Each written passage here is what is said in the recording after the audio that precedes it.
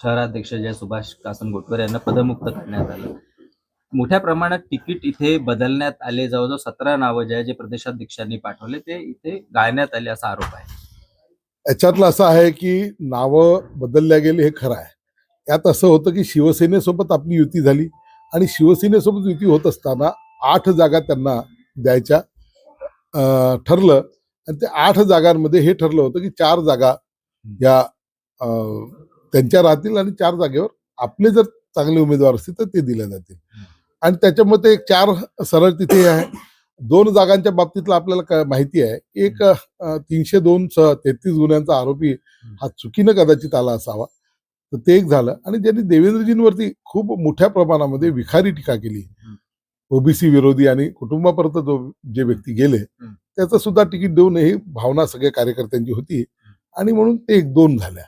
एक प्रभाग क्रमांक 14 एक असं तिथं तिकीट वाटप असं झालं की ज्या भागामध्ये 15% मतदार आहे त्या भागामध्ये 3 उमेदवार देण्यात आले आणि ज्या भागामध्ये 85% मतदार आहे तिथे केवळ 1 उमेदवार दिला.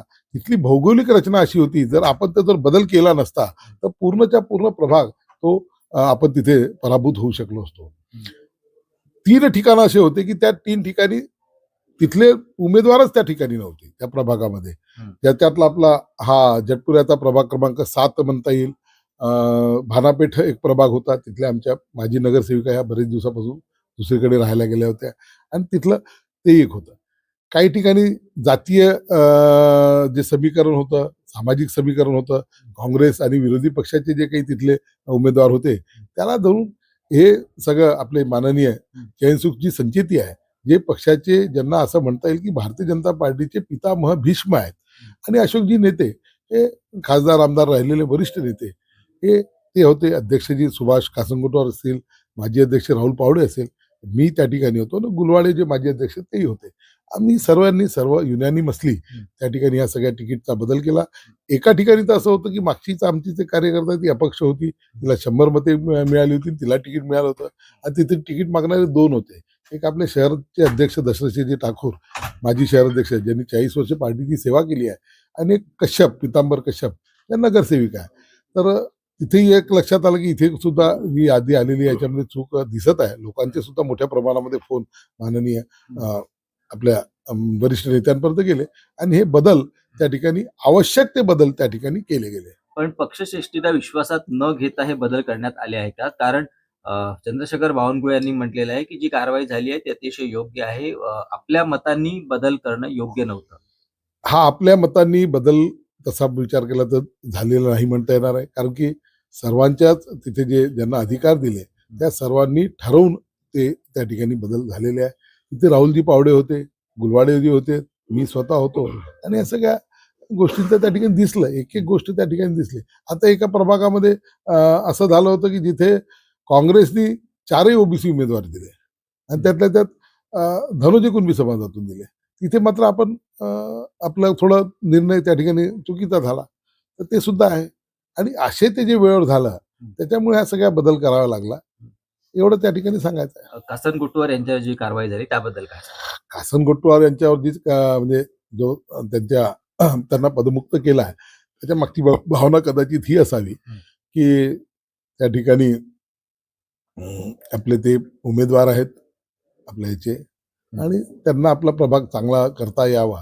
आणि एक पुन्हा भूमिका त्या दिवशी त्या ठिकाणी माननीय निरीक्षक साहेबांनी घेतली होती, आपल्या संचेती साहेबांनी, की राहुल पावडे असेल किंवा सुभाष कासनगोटवार असेल, हे दोन्ही आपले प्रमुख नेते आहे, यांच्या प्रभागामध्ये यांना आवश्यक ते बदल त्या ठिकाणी व्हावे, जसे उमेदवार पाहिजे तसे व्हावे आणि हे निवडूनच यावे याकरता सुद्धा त्यांना त्या ठिकाणी पदमुक्त केला गेला असलं पाहिजे. उहापोह केलाय का चर्चा केली? नाही, मी मुख्यमंत्र्यांची भेट याकरता घेतली की एक तर नवीन वर्ष होतं. मी साधारणतः दरवर्षी मी गणेशाचा भक्त आहे. गणेश मंदिराला मी जात असतो. मुंबईला त्या गणेश मंदिरामध्ये गेलो आणि एकंदरच त्यांना शुभकामनाही द्यायच्या होत्या. सोबतच चंद्रपूरला त्यांना यावं या प्रचाराच्यासाठी म्हणून ही विनंती सुद्धा केली आणि त्यातही हे आम्हाला वाटत होतं की माता महाकालीचे ते भक्त आहेत, चंद्रपूर जिल्ह्याचे माननीय देवेंद्रजी आहे, त्यांना आम्ही विनंती केली की आपला हा महानगरपालिकेचा जो प्रचाराचा शुभारंभ आहे तो झंझावात तुम्ही निर्माण करणारा, ज्या विकसित महाराष्ट्राचं जे स्वप्न तुम्ही पाहिलेलं आहे, मोदीजींच्या नेतृत्वामध्ये, तर ते विकसित महाराष्ट्र तेव्हाच होईल की जे विकसित शहरं, महानगरपालिका असतील, गावं असतील, तर त्याच्यासाठी म्हणून इथे सत्ता आपली असली पाहिजे. आणि तो प्रचार आपण या ठिकाणाहून, चंद्रपूरच्या मातेच्या नगरीतून, सेवेच्या नगरीतून, शक्तीच्या नगरीतून, या ठिकाणी परिवर्तनाच्या नगरीतून आपण सुरू करावा, ही आमची त्या ठिकाणी भूमिका होती आणि ती त्यांनी मान्य केलेली आहे.